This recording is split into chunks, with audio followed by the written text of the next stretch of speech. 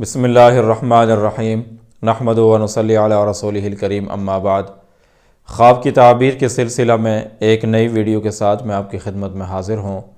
محترم ناظرین، سچے خواب کے ذریعے سے اللہ تبارک و تعالی بندہ مومن کی مستقبل کے حالات کے اعتبار سے رہنمائی فرماتے ہیں۔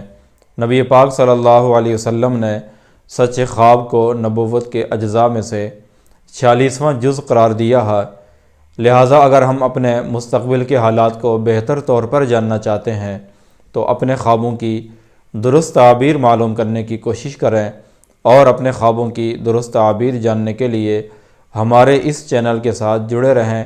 انشاءاللہ وقتاً فوقتاً مختلف خوابوں کی مختلف تعبیریں آپ کے ساتھ بیان کی جاتی رہیں گی۔ آج کی یہ ویڈیو خواب میں گیدڑ دیکھنے کی تعبیر سے متعلق ہے۔ خواب میں گیدڑ دیکھنے کی تعبیر کی مختلف صورتیں ہیں۔ مثلاً خواب میں گیدڑ دیکھنے کی تعبیر بعض لوگوں کے لیے اور بعض صورتوں میں اچھی ہے، اور بعض لوگوں کے لیے بعض صورتوں میں اچھی نہیں ہے، اور اس تعبیر کے اچھا یا برا ہونے کا اعتبار خواب دیکھنے والے کے حالات کے اعتبار سے مختلف ہو سکتا ہے۔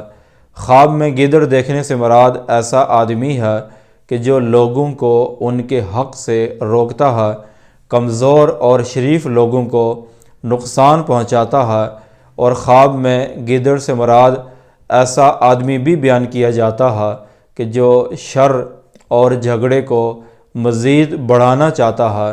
علامہ ابن سیرین رحمۃ اللہ علیہ فرماتے ہیں، اگر کوئی آدمی خواب میں گیدڑ کو دیکھ کر حیران اور پریشان ہو جاتا ہے، یا کوئی آدمی خواب میں گیدڑ کے پیچھے بھاگتا ہے، اس کی تعبیر ہے کہ خواب دیکھنے والا یہ آدمی بیمار ہوگا۔ خواب میں گیدڑ کے ساتھ کھیلنا یا خواب میں گیدڑ کو دیکھ کر خوش ہو جانا اس بات کی علامت ہے کہ خواب دیکھنے والا مرد یا عورت جو بھی ہے وہ کسی کے عشق اور محبت میں مبتلا ہوگا۔ خواب میں گیدڑ کا گوشت کھانا خواب دیکھنے والے کے بیمار ہونے اور پھر آخر کار صحت یاب ہونے کی علامت ہے۔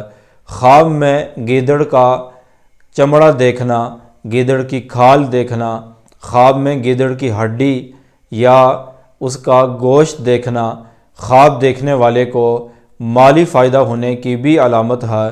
اور خواب میں اگر کوئی دیکھے کہ وہ گیدڑ کو دیکھ کر بھاگ گیا ہے اور اپنی جان اس نے بچا لی ہے، اس کی تعبیر ہے کہ خواب دیکھنے والا کسی شریر اور جھگڑالو آدمی سے اپنے آپ کو محفوظ کرے گا۔ اللہ سے دعا ہے کہ اللہ تعالی ہم سب کو ہر طرح کے شر اور فتنے سے محفوظ رکھے، اور ہمارے خوابوں کو ہمارے لیے رہنمائی کا ذریعہ بنائے۔ وآخر دعوانا ان الحمد للہ رب العالمین۔